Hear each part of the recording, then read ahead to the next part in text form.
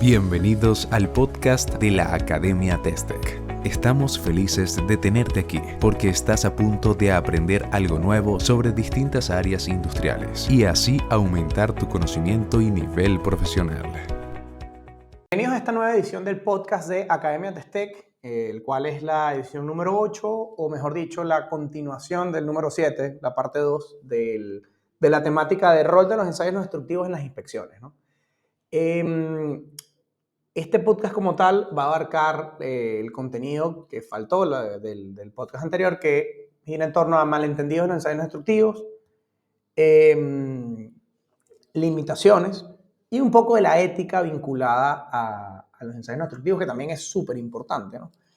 Y en el fondo, yo creo que se mencionó un poco en la sesión pasada, pero recordemos que al fin y al cabo, nosotros lo que tenemos que buscar es hacer nuestro trabajo de la manera más profesional posible, ¿no?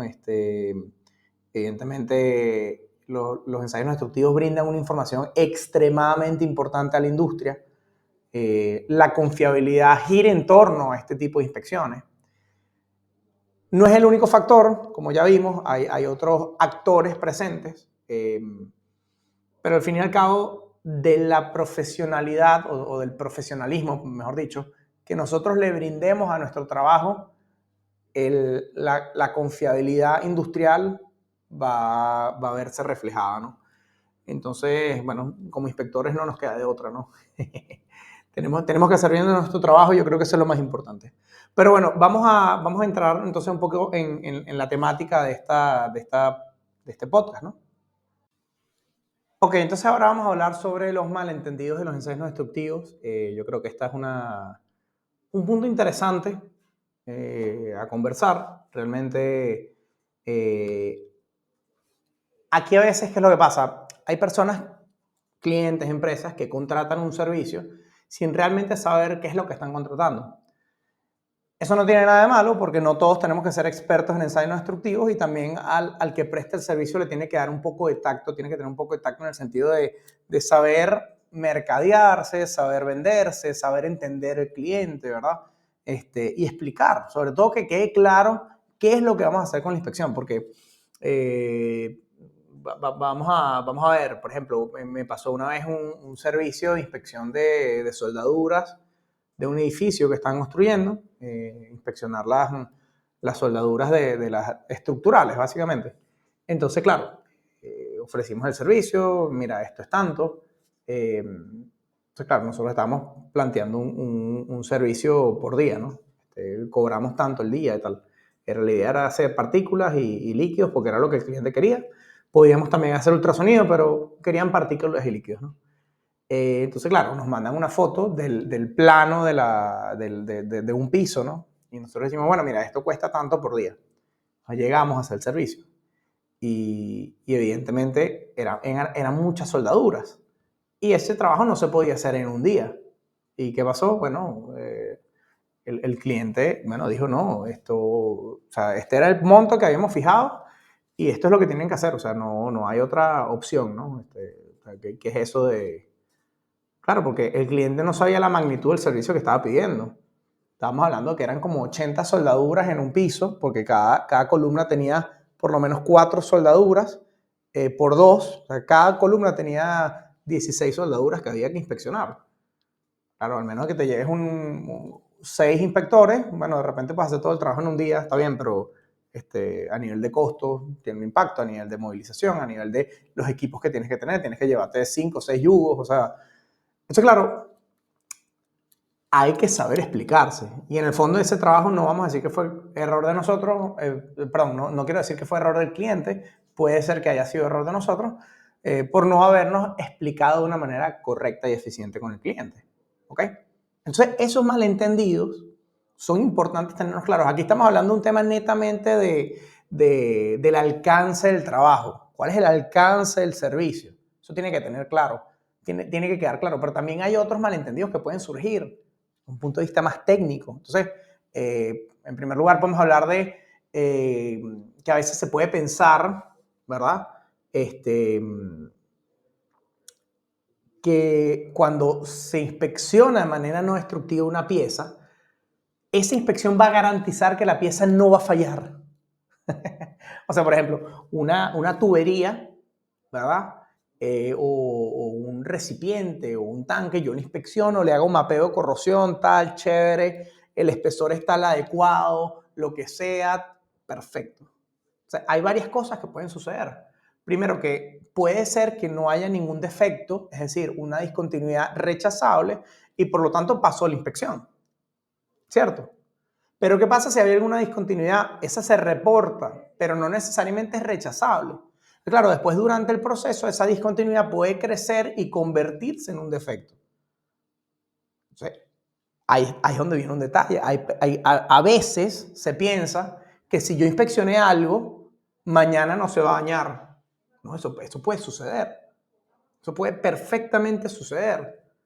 Igual en el podcast pasado estábamos hablando del tema del carro. Bueno, perfectamente. O sea, yo estoy más seguro que aquí a más de uno ha llevado el carro al taller, le hacen el servicio del aceite, de la bomba, de la broma, de esto y aquello, y a los 3 días el carro le empiezan a fallar los frenos. Yo acabo de llevar el carro al taller, lo acaban de revisar, ¿cómo es eso que le están fallando los frenos? Claro, uno se vuelve loco y dice, oye, es que el taller, el mecánico, la cosa. No, eso puede suceder. Claro, es mala suerte, ojalá no nos pase, da dolor de cabeza, es un fastidio, todo lo que tú quieras, sí, es verdad. Pero es perfectamente razonable, o sea, puede suceder. Yo puedo hacer una inspección no destructiva de un equipo y a la semana, a las 2 semanas puede fallar. No necesariamente, ojo, importante, puede ser que se haya hecho una mala inspección, sí, pero ese no necesariamente es el motivo. Vamos a partir de la base de que la inspección se hizo de una manera correcta. ¿Qué puede haber pasado?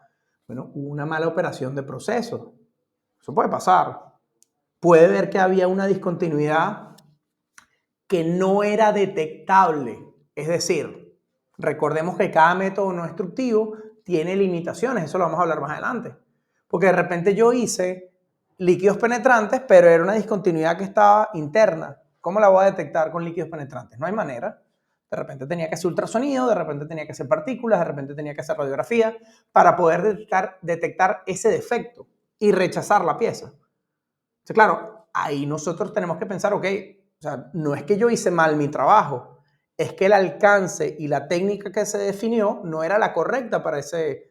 Y por eso es que es tan importante lo que habíamos hablado en el podcast anterior, condiciones del éxito. Yo tengo que tener un procedimiento aprobado además por el cliente. Porque si el cliente ya me dio el visto bueno y me hizo check de que, mira, sí, vamos a hacer ese servicio y eso es lo que nosotros necesitamos y queremos, de repente no es lo realmente que se necesita y nosotros podemos poner eso sobre la mesa. Mira, esto se inspecciona con MFL, no se inspecciona con medición de espesores. Pero si tú quieres medición de espesores, nosotros vamos a hacer el mejor servicio que podamos para cumplir, pero anótame aquí, ¿verdad? Escríbeme aquí que ustedes aceptaron que se hiciera este servicio. Ok, bueno, nosotros nos cuidamos las espaldas, de una forma u otra, ¿no? Eso en primer lugar, ¿no? La naturaleza del objeto inspeccionado es súper importante. Y esto va un poco de la mano de lo que estamos hablando anteriormente, de que la pieza se tiene que poder inspeccionar. ¿Ok? La pieza tiene que ser inspeccionable. Yo no necesariamente, simplemente ¿cómo se llama? Por el voluntarismo de que yo voy a inspeccionar, yo puedo, yo no te preocupes, eso lo resolvemos. No. Si el método no destructivo no tiene la capacidad de detectar eso, de inspeccionar eso, de hacer ese servicio, por más que yo quiera hacerlo, no se puede. ¿Ok?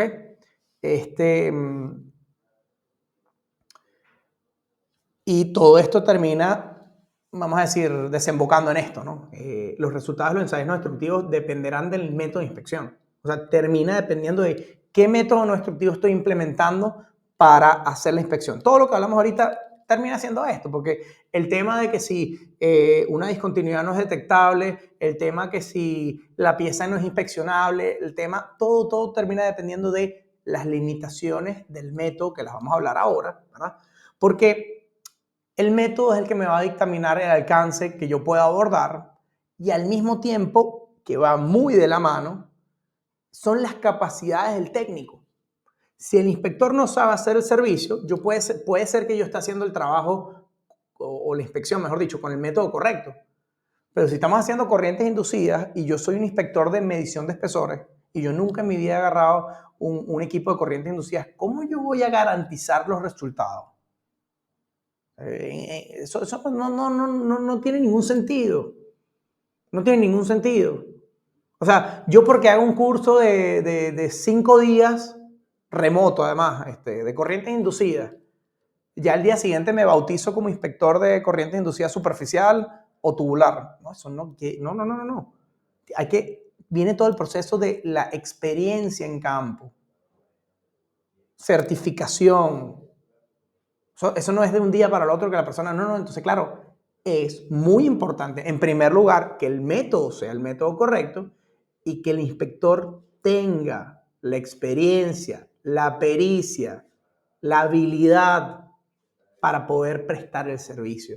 Y sobre todo, yo creo que termina, vamos a decir, siendo lo más relevante para un cliente, es la confianza que pueda tener ese inspector. Porque no es lo mismo, o sea, porque podemos tener dos personas que están certificados. Vamos a suponer que ambos están certificados, etcétera, etcétera. El ejemplo que yo siempre pongo, ni Dios lo quiera, operación de corazón abierto.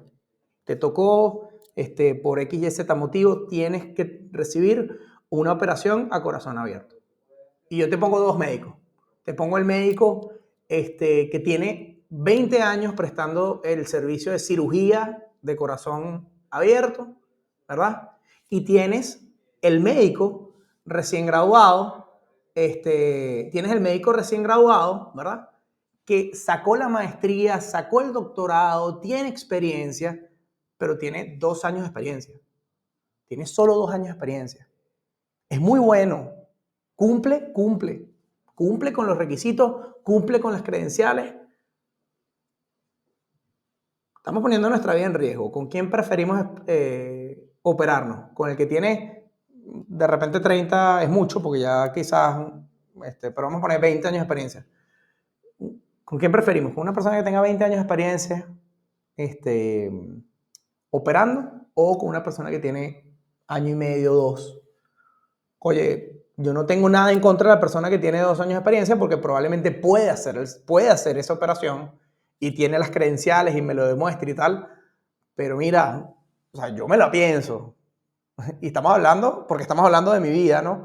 Claro, cuando pensamos en intercambiadores de calor, en calderas, en recipientes, en tanques, tenemos que tener la misma mentalidad, porque si un componente de eso falla y explota, termina siendo lo mismo. Hay vidas en riesgo. Entonces, volviendo a lo que estaba diciendo, termina siendo un tema de confianza. Tener la confianza en los inspectores. Tener confianza en que cuando algo, porque en una operación a corazón abierto pueden pasar muchas cosas, ¿verdad? De repente el catéter no funciona, de repente me da un ataque, no sé, yo no soy médico, no sé qué cosa, qué contrariedades pueden aparecer en el momento. Bueno, de repente el médico de 30 años, de 20 años, tiene la capacidad, tiene la habilidad y la pericia para resolver ese contratiempo, ese problema en medio de la operación, que de repente el de 2 años todavía no la tiene. Y puede pasar lo mismo en la inspección de un tanque. Puede pasar lo mismo en la inspección de una caldera. Puede pasar lo mismo en una inspección de una línea de tubería. De repente surgen problemas en el equipo, el software, sale un defecto que no es común, mira, se me dañó el transductor en medio de la inspección, ¿qué podemos hacer? O sea, eso pesa mucho a la hora de una inspección, ¿no? Claro, quizás aquí me salió un poquito de tópico de decir de malentendidos en los ensayos no destructivos, pero al fin y al cabo, me parece que está bien que hayamos hablado de eso, ¿no? Pero entonces, bueno, eso sería todo propiamente por los malentendidos de los ensayos no destructivos. Ahora vamos a hablar un poco sobre las limitaciones. Entonces ahora hablemos un poco de las limitaciones de los ensayos no destructivos y quizás voy a empezar a sonar como disco rayado porque ya hemos hablado de las limitaciones propiamente. O sea, a lo largo de este podcast y el podcast anterior ya hemos mencionado de manera recurrente que la pieza tiene que ser inspeccionable, que no todos los métodos no destructivos tienen la capacidad de inspeccionar, o sea, el alcance del método varía de uno a otro, ¿verdad? El caso, por ejemplo, de, no sé, ultrasonido. Pensamos en ultrasonido, de repente tenemos la limitación en función del contacto a la superficie. Tenemos que tener un contacto a la superficie, tal. De repente, por X, Y, Z condición, no podemos tener contacto a la superficie. Podemos utilizar otra técnica. Pulso, corrientes inducidas pulsadas o, no sé, radiografía. Hay técnicas que nos permiten. Un ejemplo de eso sería, por ejemplo, la inspección de tuberías que tienen recubrimiento, pero no pintura, con un aislante térmico. Ahorita no recuerdo, ¿cómo se llama? Sí, tuberías aisladas térmicamente tienen un componente muy grueso. Yo puedo inspeccionar eso mediante corrientes inducidas pulsadas. Puedo detectar cómo está la superficie. Claro, eso me da porcentaje. Yo después tengo que hacer la medición de espesores. Tengo que quitar ese revestimiento, pero hay limitaciones, evidentemente. Entonces, lo primero que podemos decir de esto es que los métodos no destructivos son dependientes del técnico, en primer lugar. Los métodos no generan registros permanentes de las examinaciones. Y los métodos no destructivos generalmente no resultan en datos cuantitativos. Esto vamos a decir que son limitaciones genéricas porque no aplican para todos los métodos, pero vamos una por una, ¿no?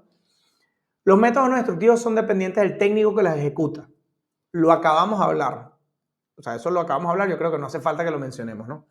Algunos métodos no generan registros permanentes, cierto. Líquidos penetrantes no generan un registro permanente. Ahora que nosotros agarremos una cámara fotográfica y tomemos fotos y nos quede el registro permanente, bueno, eso ya es otra cosa, ¿no? Pero corrientes inducidas te generan un registro permanente, pero que eso tú no se lo vas a dar al cliente. Un plano de impedancia, o sea, el cliente que va a hacer con un plano de impedancia si no tiene la capacidad de interpretar esa data.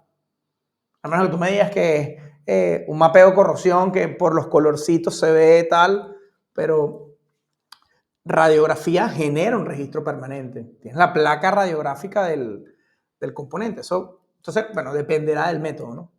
Entonces, claro, unos estarán más limitados que otros. No resultan en datos cuantitativos, líquidos, partículas, inspección visual, ¿qué más podemos decir? Emisión acústica, bueno, habrán otros métodos, ¿no? No te generan un valor numérico. O sea, medición de espesores te da un número, te mide 3 milímetros de espesor, 1.5 milímetros de espesor. Si haces corriente inducida te va a dar un porcentaje, entonces es cualitativo, no es cuantitativo. Eso es una limitación muchas veces, porque recordemos que al fin y al cabo nuestra inspección, ¿qué nos tiene que dar? Un numerito, un número que va a ser los MPY, que se traduce en velocidad de corrosión o en dimensiones de la grieta, etcétera, etcétera, etcétera. Se puede trabajar de manera cualitativa también. Podemos hacer simplemente una regla de 3. Si 100% es 5 milímetros, 30 es tanto. Ah, bueno, lo podemos hacer, pero es importante tener eso claro, ¿no? Otra limitación, bueno, la naturaleza de las discontinuidades. O sea, si la discontinuidad es un poro, es una grieta, es un traslape frío, es una falta de penetración, es una X, Y, Z, cada discontinuidad, ¿verdad? Tiene una morfología distinta. Y no todos los métodos no destructivos están diseñados para poder detectar todos los tipos de defectos. O sea, van a tener limitación en función de la detectabilidad. La probabilidad de detección varía de método a método y de tipo de defecto a tipo de defecto. Algunos métodos de inspección pueden ser sumamente costosos, evidentemente. Lo más barato es inspección visual. Y ojo, estamos hablando de inspección visual tradicional con estas herramientas visuales, ¿no? Si hablamos de inspección visual remota, bueno, podemos tener equipos que pueden estar en el orden de los $60,000, como hay videoscopios que cuestan $100, o sea, hay todo el amplio margen comercial, ¿no? Pero efectivamente hay sistemas de inspección muy costosos. Es esencial tener procedimientos de inspección calificados. Yo creo que ya lo hemos repetido en el podcast anterior y en este. El personal tiene que estar calificado y tienen que haber procedimientos de inspección calificados. O sea, ambas cosas son claves para poder tener buenos resultados.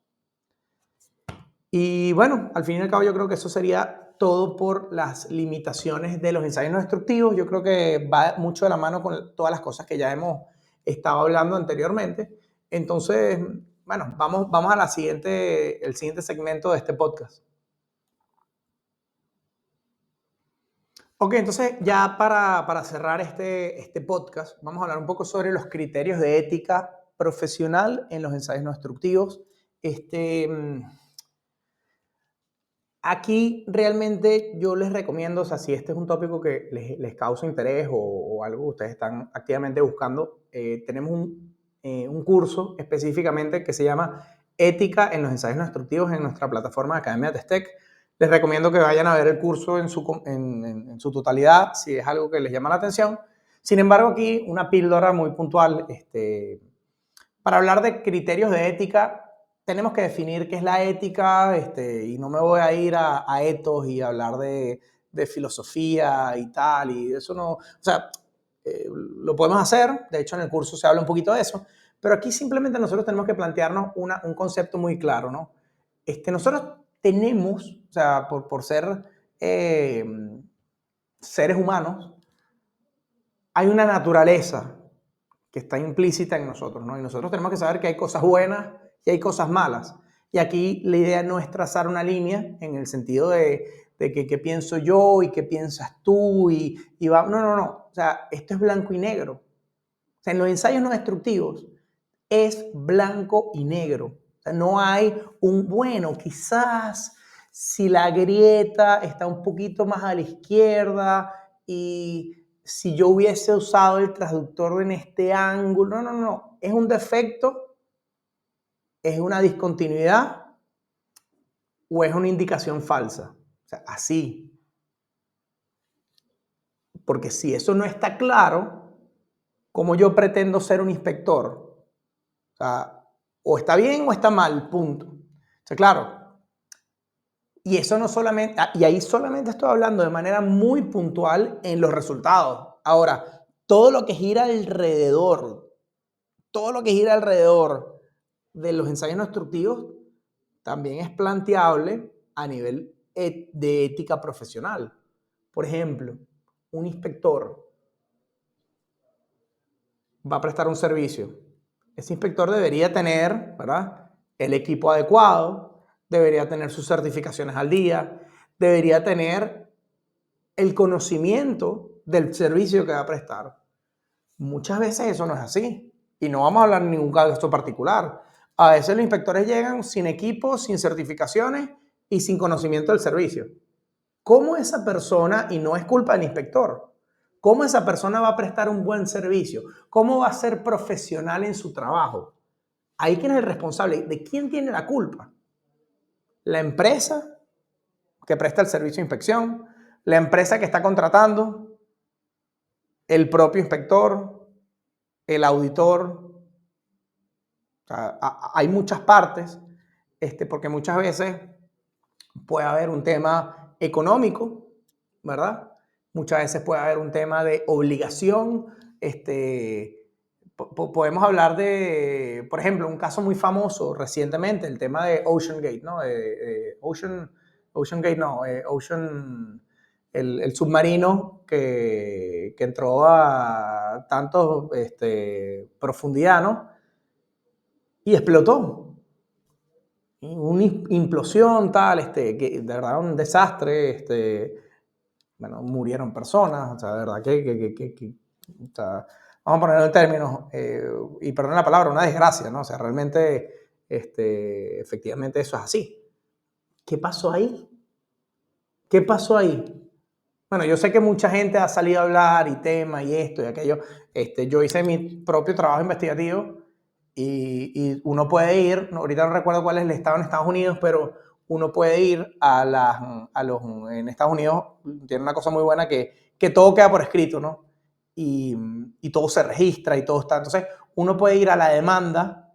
Hay una demanda de hace como 5 o 6 años, donde el antiguo jefe de calidad de Ocean Gate, creo que se llama, metió contra la empresa porque no se estaban siguiendo el protocolo de seguridad de inspección. No se estaba haciendo bien el trabajo. Y él levantó una bandera y él dijo, mira, yo aquí no, o sea, esto me parece una locura, yo voy a renunciar, pero ustedes tienen que arreglar esto. No, no te puedes ir, tal, porque te demando. No, entonces yo te demando. Entonces, claro, evidentemente, ahí hubo un problema de ética profesional. Hay un problema de ética profesional. Otro caso muy famoso, en los años, creo que fue como en los 70, 80 creo, un vuelo de Delta Airlines en Estados Unidos. El avión se cayó, o sea, completo, se murieron todas las personas del avión, o sea, de verdad, un desastre, horrible, una historia de verdad trágica. Hay un trasfondo de ese caso. Ese avión se inspeccionó. El rotor del avión se inspeccionó. El rotor se saca, se pone en la sección de inspección del taller, del hangar, de lo que sea. Una persona hizo la inspección de partículas magnéticas o líquidos penetrantes fluorescentes, ahorita no recuerdo exactamente, pero hicieron inspección y a que no adivinan, detectaron una grieta que había que rechazarla. O sea, ese rotor no se podía volver a meter en el avión. Hubo un tema de ética profesional, que claro, aquí nos podemos poner a debatir por horas, pero lo que pasó, y esto todo está escrito por la FIA, no sé, el Departamento de Aviación de Estados Unidos, no recuerdo ahorita cómo se llama, pero lo que pasó es que hubo un cambio de turno, un cambio de shift. O sea, no sé, eso habrá sido al mediodía o a las 6 de la tarde, no sé, lo que sea. Entonces, claro, la persona que hizo la inspección, él dejó su reporte, dejó el reporte ahí, y la persona que llegó no vio el reporte. El problema fue que en el procedimiento de inspección queda muy en claro que si uno encuentra un defecto que afecta a la integridad del avión, hasta que el informe no se entrega al jefe de calidad, la persona no puede dar el caso por cerrado. Entonces, ¿qué fue lo que pasó? La persona terminó su turno, me imagino que, no sé si es que le estaban pagando mal y ya quería salir corriendo, o esa noche era el cumpleaños del hijo, o cualquier cosa, ¿verdad? Bueno, él simplemente hizo su informe, que el informe perfecto. Salía toda la información donde decía, este rotor no se puede instalar en la taca, perfecto. Dejó el informe ahí, se fue. Y bueno, no lo vieron, lo confundieron con uno que estaba aprobado, el rotor lo instalaron nuevamente y algo así como a los 5 días el avión se cae. Oye, ¿quién es el culpable ahí? O sea, alguien tiene la culpa. Evidentemente alguien tiene la culpa porque se hizo la inspección, se detectó el defecto y se instaló. O sea, ahí hay un tema de ética profesional. Claro, y como están viendo, tiene muchas índoles. Puede ser el inspector, puede ser el cliente, puede ser el usuario, puede ser si es una subcontratista, si es un... O sea, entonces, bueno, yo creo que para no darle mucha larga, porque todo esto que estoy hablando lo hablo en profundidad en el curso de ética que está en la plataforma. Si les interesa, les recomiendo que vayan, lo vean. Es interesante y abordamos otras cosas, ¿no? Pero puntualmente vamos a leer estos puntos, ¿no? Cumplir las normas, procedimientos, estándares, acuerdos contractuales con los clientes, súper importante. Tener las certificaciones al día, clave importantísimo, ¿no? Limitarse a las asignaciones escritas. Imparcialidad y honestidad en referencia a lo profesional. No importa, o sea, si yo estoy prestando un servicio, yo tengo que ser imparcial. O sea, no puede ser porque el cliente me dice, no, mira, anota ahí que esto es válido se puede usar por un service por 6 meses más, porque si no, esto y aquello y el seguro y la cosa, no, o sea, mira, este es mi resultado. Ya después lo que tú hagas con ellos, depende de ustedes, pero yo no voy a estar escribiendo algo que me están exigiendo que escriba. Claro, entonces ahí es donde entra el tema económico, porque de repente te dicen, bueno, pero si tú no pones eso, yo no te firmo las evaluaciones. Por poner un ejemplo. Si no pones que esto tal, entonces se genera un roce con el cliente para mantener el ambiente cómodo con el cliente. Bueno, está bien, no te preocupes, lo arreglo. Bueno, ahí hay un tema ético y ahí hay que evaluarlo, ¿no? Coherencia profesional y levantar banderas cuando se compromete la integridad de un buen proyecto. Yo creo que eso es súper importante, ¿no? Pero bueno, con eso yo creo que ya estaríamos listos con los criterios de ética profesional en los ensayos no destructivos. Ok, entonces ya con eso sería todo por este podcast número 8, segunda parte del podcast número 7, ¿no? Rol de los ensayos no destructivos en las inspecciones. Esperamos que este contenido haya sido de tu agrado, que sea un contenido que le saques provecho. Nuevamente te invito a entrar en la plataforma academiatestec.net, donde tenemos diversos cursos, contenidos, blogs, foros. Realmente extiendo la invitación. Y bueno, espero que nos veamos en una siguiente edición del podcast o cualquier otro evento de Academia Testec. Saludos. Nos escuchamos en el próximo episodio del podcast de Academia Testec, la plataforma líder en educación industrial de Latinoamérica.